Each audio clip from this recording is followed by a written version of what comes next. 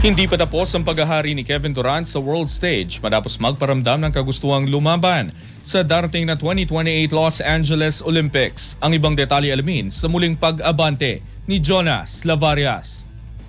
Kahit tatanda pa sa edad na 39 sa taong 2028, handa pa ring sumabak si Kevin Durant para sa Team USA upang masungkit ang kanyang ikalimang Olympic gold medal. Binigyang diin ni Durant na nais niyang makapag-produce pa rin sa loob ng court at hindi lamang dahil sa seniority o kanyang pangalan kaya siya dapat piliin ng USA Basketball President na si Grant Hill.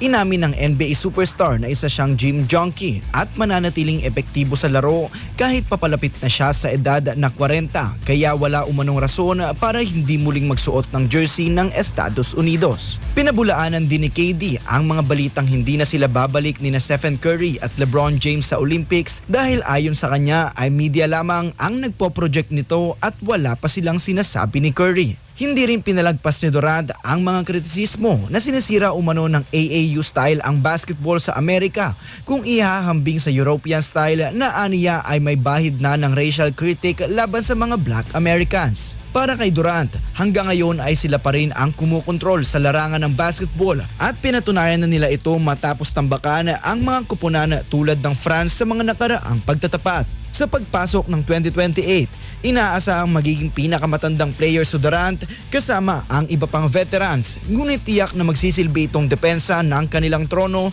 sa harap ng kanilang mga home fans sa Los Angeles. Ako, si Jonas Lavarias, Abante Sports, now na.